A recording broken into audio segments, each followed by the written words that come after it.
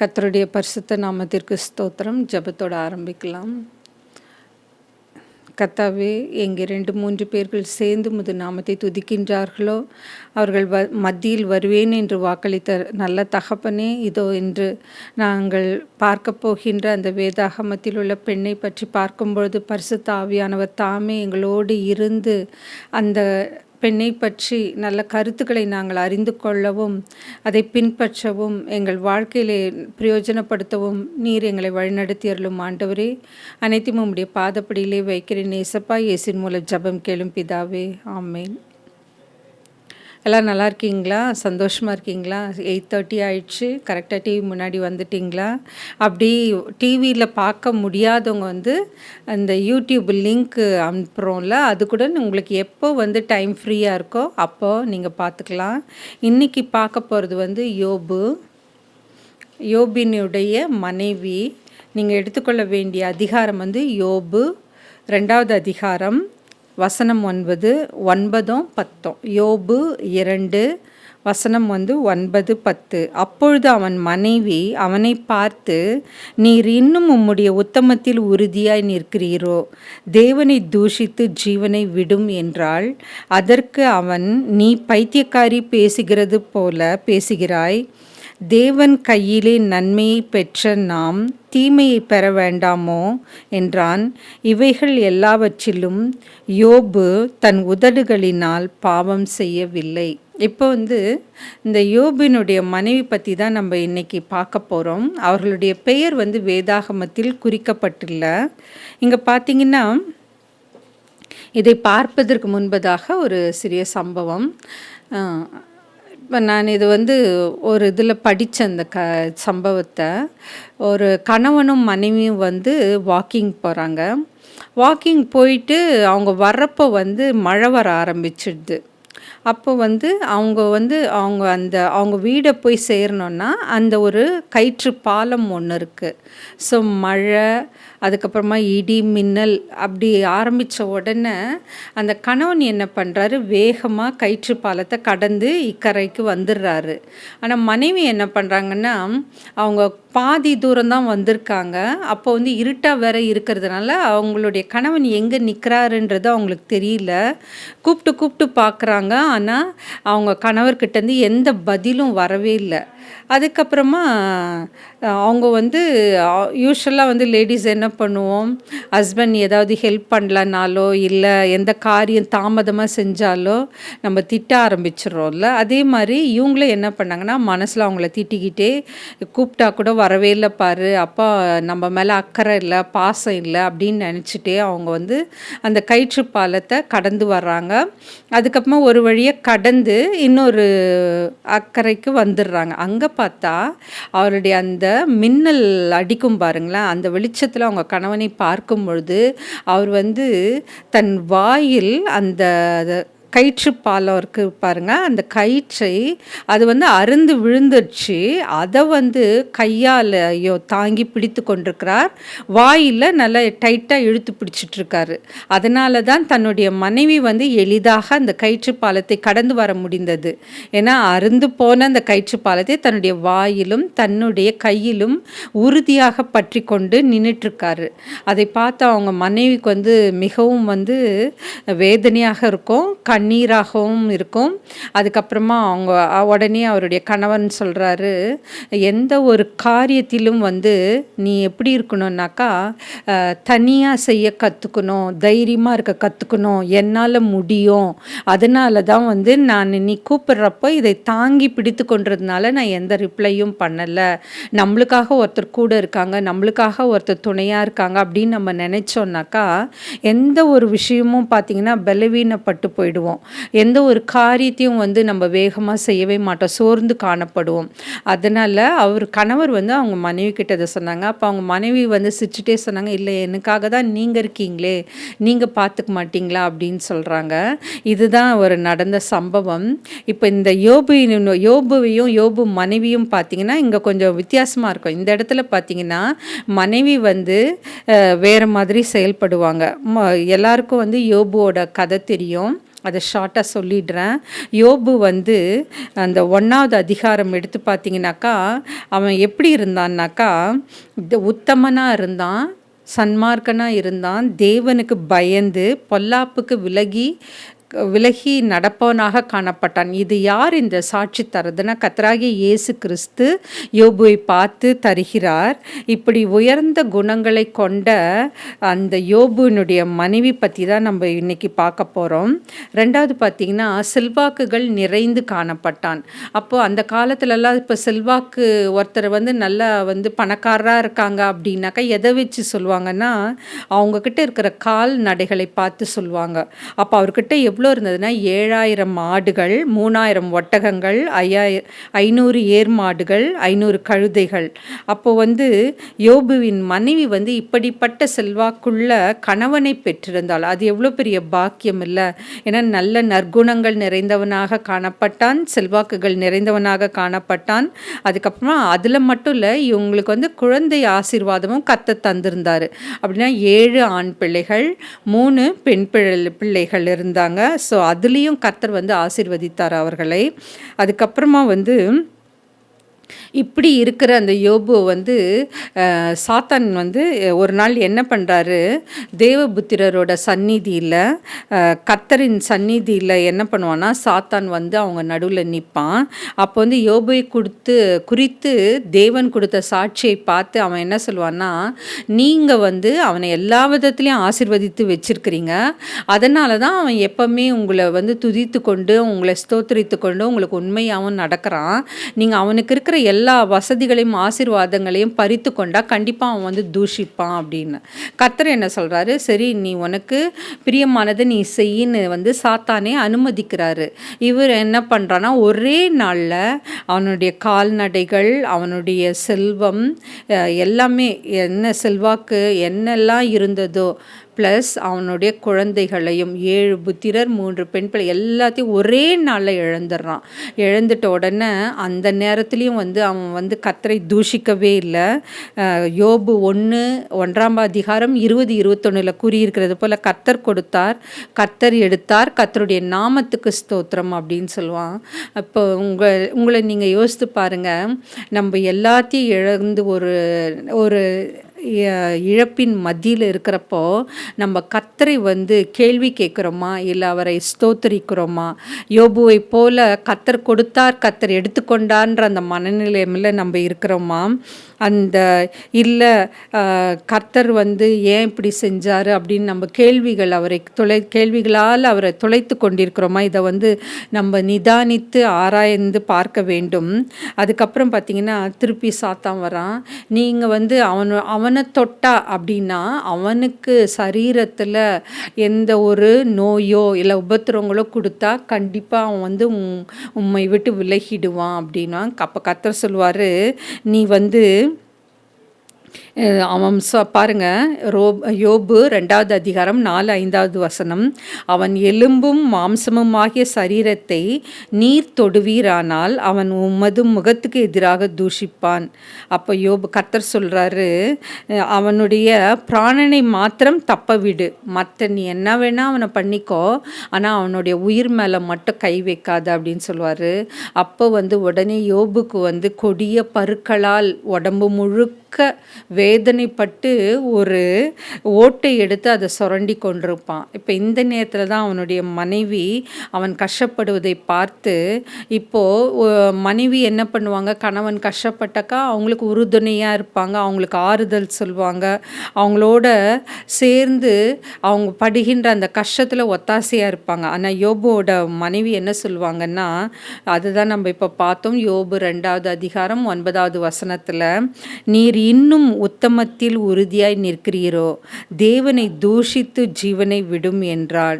அப்போ யோசித்து பாருங்க, ஆல்ரெடி யோபு வந்து சரீர வேதனையினால் கஷ்டப்பட்டு கொண்டிருக்கிறாரு. அப்போ அவங்க மனைவி அவருக்கு துணையாக நில்லாமல் அவன் என்ன சொல்லுவான்னாக்கா, உன் தேவனை தூஷித்து ஜீவனை விட்டு விடுங்க அப்படின்னு சொல்லுவா. இது எவ்வளோ ஒரு கொடுமையான வார்த்தை. ஏன்னா யோபு வந்து சன்மார்க்கனாக இருந்தான், உத்தமனாக இருந்தான், நீதிமானாக இருந்தான், கர்த்தருடைய பார்வையில் நற்சாட்சி உடையவனாக காணப்பட்டான். ஆனால் அவனுடைய மனைவி இவ்வாறு ஒரு தவறான ஆலோசனை தராங்க. அப்போது அந்த மனைவி எப்படி இருக்கணும்னு நம்ம எதிர்பார்ப்போம். அவங்க எல்லா இன்பத்திலும் துன்பத்திலும் தாழ்விலும் வாழ்விலும் துணையாக இருக்க வேண்டும் என்று நாம் எதிர்பார்ப்போம்.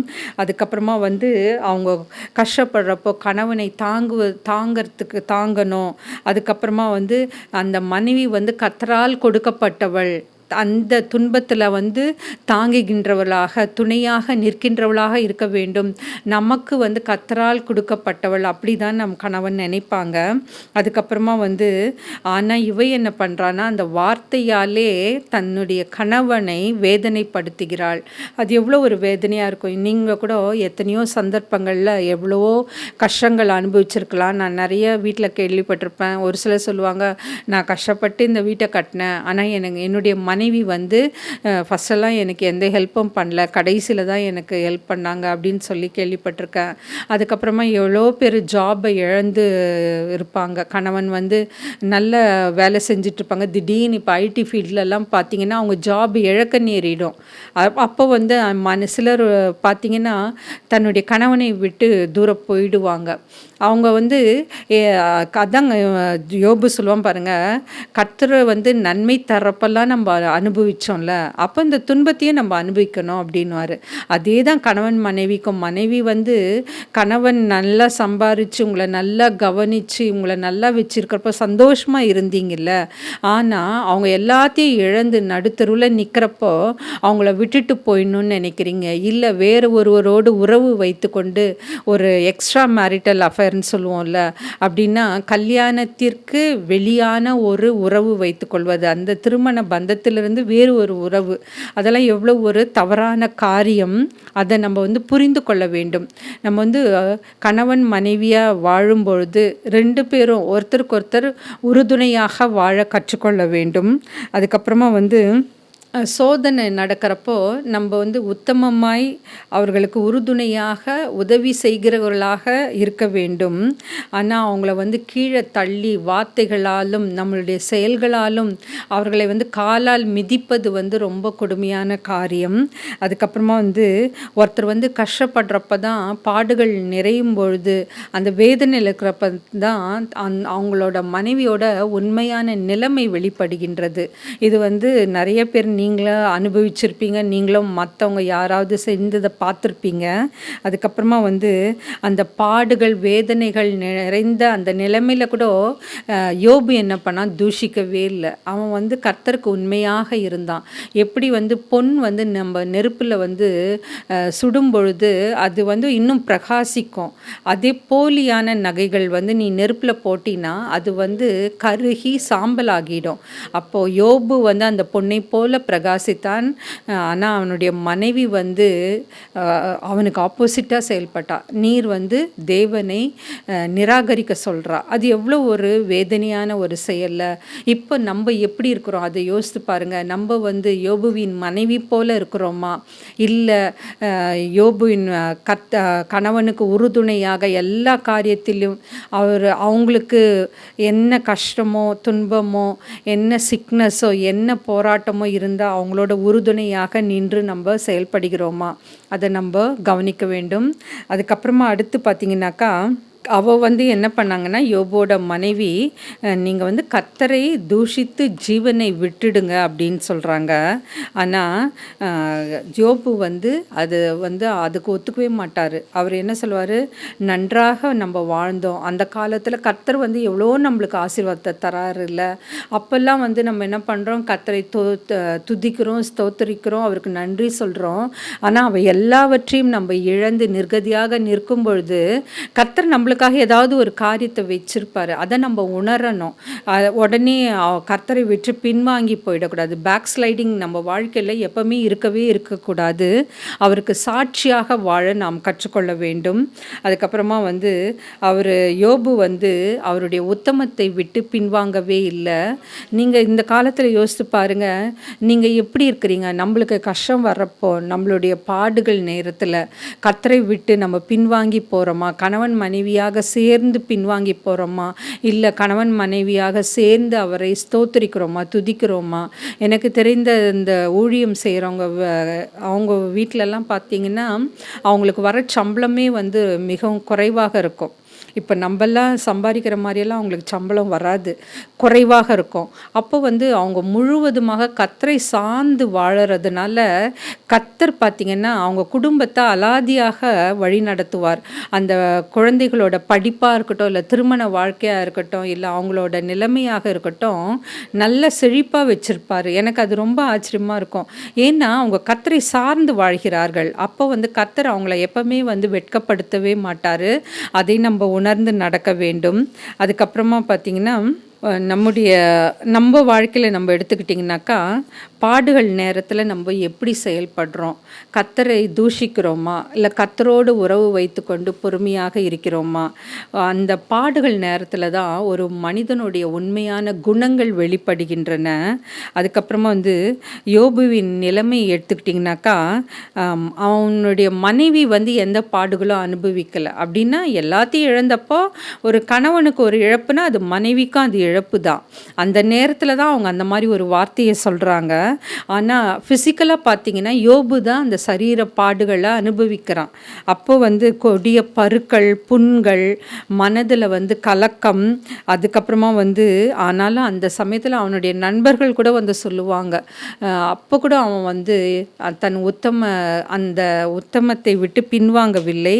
தன் மனைவியிடம் வந்து நீ பைத்தியக்காரி மாதிரி பேசுகிற, அவரிடத்துல இவ்வளோ நன்மைகளை நாம் பெற்ற நாம் இந்த தீமையையும் நாம் பெற வேண்டாமோ என்று சொல்லுவான். அதுக்கப்புறமா வந்து நம்மளுடைய வாழ்க்கையை இப்போ எடுத்துக்கோங்க. நம்ம வந்து நம்மளுடைய கணவனாக இருந்தால் மனைவி, மனைவியாக இருந்த கணவர், நண்பன், உற்றார், உறவினர் ஆகியோர் வந்து இவ்வித துன்பங்களை அனுபவிக்க நம்ம அந்த மாதிரி நபர்களை பார்க்கக்கூடிய சந்தர்ப்பம் இருக்கும். அப்போ நம்ம வந்து அணுகுமுறை எப்படி இருக்கிறது? நம்ம வந்து இப்படிப்பட்ட துயர நேரங்களில் நாம் எப்படி அவங்கக்கிட்ட போய் நம்ம பேசுகிறோம்?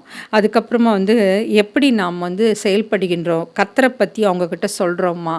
இப்போ நான் கிறிஸ்டியன்ஸாக இருந்தால் அவங்கக்கிட்ட கர்த்தரை பற்றி சொல்கிறோமா, இல்லை கிறிஸ்டியன்ஸாக இருந்தால் இன்னும் அவங்க விசுவாசத்தில் உறுதியாக இருக்கணும் அப்படின்னு நம்ம சொல்கிறோமா?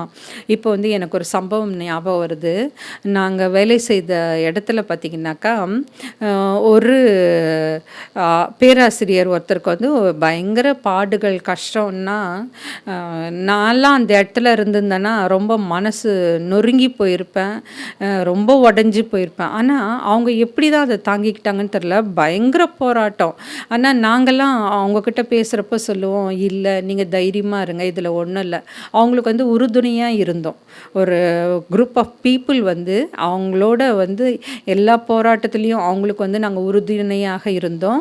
அவங்களுடைய மனைவியும் பார்த்திங்கன்னா அவங்களுக்கு வந்து சப்போர்ட்டிவாக இருந்தாங்க. ஃப்ரெண்ட்ஸும் சரி, கூட ஒர்க் பண்ணுற கொலீக்ஸும் சரி, எல்லாருமே வந்து சப்போர்ட்டிவாக இருந்தாங்க, ஆறுதலாக இருந்தாங்க. நான் என்ன பண்ணுவேன்னா பைபிள் வசனத்தை தான் அவங்களுக்கு நான் அனுப்புவேன் எப்பவுமே. இப்போ ஒரு நல்ல ஒரு சப்போர்ட்டிவாக ஆறுதலான, அப்புறமா நல்ல ஒரு இன்ஸ்பைரிங் அப்படின்னா அவங்களுக்கு ஊக்கம் அளிக்கின்ற வேத வசனத்தை அனுப்புவேன். அப்போ வந்து அது வந்து அவங்களுக்கு வந்து மென்டலாக தேல் பி ஸ்டேபிள், அவங்க மனநிலை பாதிக்கப்படாது. ஏன்னா நம்மளுக்கு போராட்டங்கள், துன்பங்கள், துயரங்கள், எவ்வளோ கஷ்டங்கள் வர்றப்போ முதல்ல நம்ம மனநிலைமை தான் நம்மளுக்கு பாதிக்கப்படும், rather than the physical strength. நம்மளுடைய உடம்பு பாதிப்பு அடைவதற்கு முன்பாக நம்மளுடைய மனது தான் முதல்ல பாதிக்கப்படும், நம்மளுடைய எண்ணங்கள் பாதிக்கப்படும். அதனோட வெளிப்பாடு தான் நம்ம உடல் தெரியும். நான் கூட இடையிலலாம் பார்த்திங்கனாக்கா நிறைய இழப்புகள் வந்தப்போ நம்ம யோசிப்போம்ல, அப்போ பார்த்திங்கன்னா என்னோடய வெயிட் ஆட்டோமேட்டிக்காக ரெடியூஸ் ஆக ஆரம்பிச்சிடும். ஏன்னா எனக்கு வந்து அந்த சிந்தனைகள் வந்து என்னை ஒடுக்கும் பொழுது அப்போ வந்து ஆட்டோமேட்டிக்காக நம்ம வந்து வெயிட் லாஸ் இருக்கும். அப்போ தான் யோசிப்பேன், கவலைப்படுகிறதுனால எவன் தன் சரீரத்தில் ஒரு முழத்தை கூட்டுவான், மத்தேயுல கர்த்தர் கேட்டிருக்காரு. அப்போது அது நம்ம வந்து கவலைப்படுறதுனால மனுஷனுடைய இயல்பில் ஏதாவது ஒன்று நடந்ததுன்னா நம்ம கவலைப்படுவோம், துயரப்படுவோம், துக்கப்படுவோம். ஆனால் நம்ம அந்த நேரத்தில் கர்த்தரை சார்ந்து வாழ கற்றுக்கொள்ள வேண்டும், கர்த்தரோடு இருக்க கற்றுக்கொள்ள வேண்டும். ஏன்னா அது வந்து அப்படி நம்ம கர்த்தரோடு சேர்ந்து இருக்கிறப்போ வந்து அது நம்மளுக்கு ஒரு புது பலன் தரும், புதிய புதிய ஆவியை பெற்றுக்கொள்வோம். புதிய எண்ணங்கள் எல்லாமே வந்து பழைசெல்லாம் போய் நம்மளுடைய எல்லா காரியங்களும் புதிதாக மாற்றக்கூடிய வல்லமை யாருக்கு இருக்குன்னா கர்த்தராகிய இயேசு கிறிஸ்து ஒருவருக்கு மாத்திரம்தான் உண்டு. அதை நம்ம மறக்கக்கூடாது. அதுக்கப்புறமா வந்து இன்னொன்று பார்த்தீங்கன்னா, தேவனுக்கு விரோதமாய் பேசுவதற்கு சாத்தான் நம்மளை தூண்டி விடுவான். நான் சென்னையில் ஒர்க் பண்ணிட்டு இருந்தப்போ அங்கே வந்து ஒரு YWCA ஒரு பெரிய நிறுவனம் ஒன்று இருக்கும். அங்கே வந்து நாங்கள் ஸ்டே பண்ணிகிட்டு இருந்தோம். அப்போ வந்து அங்கே பார்த்திங்கன்னா எல்லாருமே ஸ்டே பண்ணுவோம். படிக்கிற பசங்க, பிள்ளைகள், பெண் பிள்ளைகள், அப்புறமா குடும்ப தலைவிகள். ஏன்னா இப்போ தூரமாக வேலை செய்கிறோன்னா நியர்பை எங்கே தங்குற விடுதி இருக்கோ அங்கே ஸ்டே பண்ணுவோம்ல, அந்த மாதிரி. அப்போ டிஃப்ரெண்ட் டைப்ஸ் ஆஃப் பீப்புள்ஸ் எல்லாம் இருப்பாங்க. அதே மாதிரி நான் சாப்பிட போகிறப்போ என் கூட வந்து நான் போகிற அந்த டைமுக்கு வந்து பேங்க்கில் வேலை செய்கிற ஒரு அம்மா வருவாங்க. என்னோட அவங்க ரொம்ப பெரியவங்க. அவங்க திருமணம் ஆகி இருந்தது அந்த நேரத்தில். எனக்கு வந்து திருமணம் ஆகாமல் இருந்தது. அப்போ வந்து அவங்களோட வந்து சாப்பிட்டு முடிச்சுட்டு அப்படியே அங்கே ஒரு பாண்டு மாதிரி ஒன்று இருக்கும். அந்த பாண்டை சுற்றி பெஞ்சஸ்லாம் இருக்கும். சாப்பிட்டு முடிச்சோன்னே கொஞ்சம் நேரம் அப்படி உட்காந்து பேசுவோம். அப்போ வந்து அவங்க வந்து திருமணம் ஆனவங்க. அவங்களுக்கு வீடும் சென்னையில் தான். அவங்களுக்கு ஒரே ஒரு பையன். அவன் வந்து அப்ராடில் இருக்கிறான். அப்போ நான் கேட்டேன், ஏன் ஆண்டி நீங்கள் வந்து இங்கே இந்த ஹாஸ்டலில் ஸ்டே பண்ணுறீங்க? நீங்கள் அதுவும் சென்னை தானே, வேலையும் சென்னை தானே, வீட்டிலே இருந்திருக்கலாமே அப்படின்னு. ஃபஸ்ட்டெல்லாம் வந்து இல்லைம்மா ரொம்ப தூரம், அதனால தான் நான் இங்கே பக்கமாக வந்துட்டேன் அப்படின்லாம் சொன்னாங்க. அப்புறம் நல்லா நெருங்கி பழக ஆரம்பித்தப்பறம் அந்த ஆண்டி சொன்னாங்க, இல்லைம்மா நீ இப்போது கணவன் மனைவிக்கு இடையில் சண்டை வரும்ல, அது இயல்பு. ஏதோ ஒரு காரணத்துக்காக சண்டை வரும். அப்படி வரப்போ அவங்க கணவன் என்ன சொல்வாராம், நீ வந்து என்னை விட்டு போயிடு. அதுக்கப்புறமா நிறைய நான் இதை கேள்விப்பட்டிருக்கேன். என்ன சொல்லுவாங்கன்னா, 2 பேரும் பிரிஞ்சிடலாம், நீ என்னை விட்டு போயிடு, நான் கட்டின தாலியை கழட்டி கொடுத்துரு, அப்படிலாம் சொல்லுவாங்க. அதுக்கப்புறம் நீ செத்து போயிடு. இந்த ஒரு வார்த்தை நான் நிறைய பேர் சொல்ல கேட்டிருக்கேன், செத்து போயிடு அப்படின்னு சொல்லுவாங்களாம். அப்போ வந்து எனக்கு கஷ்டமாக இருந்தது. அப்போ அவங்க சொன்னாங்க, 2 பேரும் கிறிஸ்துவர்கள், கிறிஸ்துவ நம்பி வாழ்கிறோம். அதுவும் அவங்க வந்து ஒரு பெரிய நிறுவனத்தில் ப்ரேயர் வாரியராகவும் செயல்படுறாங்க. அப்படின்னா பேங்க் வேலை முடிச்சப்புறம் ஈவினிங்காக போய் ப்ரேயர் பண்ணிவிட்டு ஒரு 2 ஹவர்ஸ் என்னென்ன கால்ஸ் எல்லாம் வருதோ அதெல்லாம் அட்டன் பண்ணிவிட்டு ப்ரேயர் பண்ணிவிட்டு வீட்டுக்கு போவாங்க. அப்போ வந்து அந்த இடத்துல பாருங்கள் சாத்தான் எப்படி பேசுகிறான் பாருங்கள். அது வந்து சாத்தான் தூண்டுதல். அப்படின்னா நீ செத்துப்போ. யாராவது கணவன் வந்து மனைவியை பார்த்து நீ செத்து போயிடு அப்படின்னு சொல்லுவாங்களா? இல்லை, யாரும் சொல்ல மாட்டாங்க. உண்மையாக நேசிக்கிறவங்க, உண்மையான பாசம் இருக்கிறவங்க யாருமே இந்த மாதிரி ஒரு வார்த்தையை மனைவியை பார்த்து சொல்ல மாட்டாங்களா? ஆனால் அவர் வந்து அப்படி சொல்லுவாராம். எனக்கு அது வந்து ரொம்ப கஷ்டமாக இருந்தது. அதனால தான் பையன் வந்து லீவுக்கு வர்றப்போ நான் வீட்டுக்கு போவேன், அவன் வந்து திருப்பி அவன் அப்ராடுக்கு போன உடனே நான் இங்கே வந்துடுவேன் அப்படின்னாங்க. எனக்கு அப்போல்லாம் கஷ்டமாக இருக்கும். என்னடா இப்படியெல்லாம் கூட கணவன் ஒரு மனைவியை பேசுவாங்களா அப்படின்லாம் நான் யோசித்த காலங்கள் உண்டு. அதுக்குமா என்னுடைய வாழ்க்கையில் கூட திருமணம் ஆன பிறகு பார்த்திங்கன்னா, நாங்கள் ஃப்ரெண்ட்ஸாக சேர்ந்து ப்ரேயர் கண்டக்ட் பண்ணுவோம். அப்படின்னா எங்கள் வீட்டுக்கு, ஏன்னா நான் சென்னையிலேருந்து வீக்கெண்டு தான் வந்து வேலூர் வருவேன். வேலூர் வர்றப்போ நாங்கள் ப்ரேயரெல்லாம் கண்டக்ட் பண்ணுவோம். அப்போது நாங்கள் 3 ஃப்ரெண்ட்ஸு சின்னதுலேருந்தே ஒன்றா இருப்போம். அவங்க 2 பேரும் இந்து கன்வெர்ட்டு, நான் மட்டும்தான் பை பர்த் கிறிஸ்டியன்னு. அப்போ ப்ரேயர் பண்ணிவிட்டு எல்லாம் முடிச்சோம். அப்போ அவர் வந்து ப்ரேயரில் கலந்துக்க மாட்டார், ஆனால் ஏதாவது வார்த்தை வந்து விடுவார். அந்த மாதிரி பேசுகிறப்ப எனக்கு மனசு வந்து ரொம்ப கஷ்டமாக இருக்கும். என்ன நம்ம ப்ரேயர் தானே பண்ணுறோம், இவர் என்ன இப்படி பேசுகிறாரு. அதே மாதிரி இப்போது ஒரு வாரம் ஒருத்தர் வீட்டில் பண்ணோன்னா அடுத்த வாரம் இன்னொருத்தர் வீட்டில் போய் பண்ணுவோம். அப்படி ரொட்டேஷனில் மாதிரி நாங்கள் செய்வோம் ப்ரேயரு. அப்போது நான் ப்ரேயர் முடிச்சுட்டு வரப்போ சம்டைம்ஸ் கொண்டு போய் விட்டுட்டு கூட்டிகிட்டு வருவார். சில நேரங்களில் நீயே வந்துரு அப்படின்வார். அதுக்கப்புறம் ஏதாவது நம்மளுக்கு பிரியமில்லாத வார்த்தைகள் சொல்லுவாங்க. எனக்கு ரொம்ப அந்த வார்த்தைகள்லாம் கேட்குறப்போ இப்படி கூட ஒருத்தர் பேசுவாங்களா? அப்போ தான் நான் யோசித்தேன், சாத்தான் வந்து அவங்களை அந்த மாதிரி தூண்டுகிறது. நீங்கள் வேணால் இப்போ கணவன் மனைவியாக இருந்தீங்கன்னா உட்காந்து யோசித்து பாருங்களேன். நீங்களும் மனைவியும் கணவனை நேசிப்பீங்க, கணவனும் மனைவியை நேசிப்பாங்க. ஆனால் உங்களுக்குள்ள பிரச்சனைகள் போராட்டங்கள் வருதுன்னா அந்த இடத்துல சாத்தான் தான் உங்களை அந்த மாதிரி பேச சொல்லி செய்ய சொல்லி தூண்டுறான். அதில் எந்த விதமான சந்தேகமும் கிடையாது. அப்போ அந்த நேரத்தில் நீங்கள் கர்த்தரோடு இருந்தா, கர்த்தரோட உறவாடி கொண்டிருந்தா, பரிசுத்தாவியால் நீங்கள் நிரப்பப்பட்டிருந்தா, நீங்கள் அந்த மாதிரி ஒரு வார்த்தையை கணவனாக இருக்கட்டும் மனைவியாக இருக்கட்டும் ஒருத்தரை மாற்றி ஒருத்தர் அந்த மாதிரி நீங்கள் பேசிக்க மாட்டீங்க. அதுக்கப்புறம் பார்த்தீங்கன்னாக்கா அந்த மாதிரி சாத்தான் வந்து நம்மளை தூண்டி விடுவதற்கு நம்ம வந்து இடம் தரவே கூடாது. எந்த சூழ்நிலையும் என்ன ஒரு பிரச்சனை வந்தாலும் நம்ம வந்து தேவனை தூஷிக்கவே கூடாது. அதே போல ஊழியக்காரங்கள், அதுக்கப்புறமா வந்து போதகர்கள், நான் சர்ச்சிலலாம் பார்த்துருக்கேன், நிறைய வேறு இடத்துலலாம் ரொம்ப அசிங்கமாக கேவலமாக திட்டுவாங்க போதகர்களை, அதுக்கப்புறமா ஊழியக்காரங்களை, அதுக்கப்புறமா அந்த அல்லேலுயான்னு சொல்கிறாங்கல்ல அந்த வார்த்தையை குறித்து அவ்வளோ கீழ்த்தரமாக பேசுவாங்க. அந்த மாதிரியெல்லாம் நம்ம செய்யவே கூடாது. அதுக்கப்புறமா இயேசு கிறிஸ்துவை நாம் மறுதலிக்கவும் கூடாது. இரத்த சாட்சிகளாக எந்த சூழ்நிலையும் நம்ம வந்து இரத்த சாட்சிகளாக மரிப்பதற்கு நாம் தயாராக இருக்க வேண்டும். அதுக்கப்புறமா வந்து விசுவாசத்தில் உறுதியாக இருக்க வேண்டும். கர்த்தர் மீது வைத்த அன்பில் கடைசி வரை நாம் உண்மையாக இருக்க வேண்டும். அதுக்கப்புறமா வந்து நம்மளுக்கு இன்னொன்று முக்கியமான ஒரு குணம் என்ன வேணும்னா நீடிய பொறுமை வேணும். நம்ம வந்து ஏதோ ஒன்று நடக்கலைன்னா உடனே சோர்ந்து போயிடும், உடனே யாரையாவது குறை சொல்கிறோம், இல்லை யாரையாவது திட்டுறோம், நம்ம பொறுமையை இழந்து காணப்படுகிறோம். ஆனால் ஆவியின் கனிகளில் பார்த்திங்கன்னா நீடிய பொறுமை ஒன்று. கலாத்தியர் 5, 20, 21, 22 படித்து பார்த்திங்கன்னா ஆவியின் கனிகளில் வந்து ஒன்று வந்து நீடிய பொறுமை. அந்த பொறுமை நம்மளுக்கு வேணும்னு வந்து ப்ரேயர் பண்ணுங்கள். கண்டிப்பாக கர்த்தர் உங்களுக்கு அதை தருவார். ஸோ இன்றைக்கி நம்ம யாரை பற்றி பார்த்தோன்னா யோபுவோட மனைவியை பார்த்தோம். அவங்க வந்து அவருடைய கணவர் வந்து எவ்வளோ நல்ல குணங்கள் படைத்தவராக இருந்தார். யோபு செல்வத்தோடு இருந்தார், பிள்ளைகளால் ஆசீர்வதிக்கப்பட்டிருந்தார். ஆனால் கர்த்தர் அவர்களுக்கு ஒரு பாடுகள் கொடுக்கும் பொழுது உடல் ரீதியாக பருக்களாலும் புண்களாலும் நாய்கள் வந்து நக்கிற்றுன்னு வேதத்தில் கொடுத்துருக்கோம். அப்படி கஷ்டப்படும் பொழுது அவருடைய மனைவி வந்து அந்த பொறுமையை இழந்து நீ தேவனை தூஷித்து உம்முடைய உயிரை விட்டுடுங்கன்னு சொல்லுவாங்க. அது எவ்வளோ அந்த உடல் வலியை விட இந்த வார்த்தைகள் வந்து எவ்வளோ ஒரு வேதனையாக இருந்திருக்கும்ல. அதனால் இன்னைக்கு வந்து கணவன் மனைவியாக நீங்கள் இருந்தீங்கன்னா ப்ரேயர் பண்ணுங்கள். கர்த்தர் வந்து ஒரு நல்ல ஒரு மியூச்சுவல் அண்டர்ஸ்டாண்டிங் தரணும். உங்களுக்கிடையே இருக்கின்ற அந்த அன்பு வந்து ஒரு பரிசுத்தமானதாக இருக்கணும், தன்னலம் இல்லாததாக இருக்கணும்.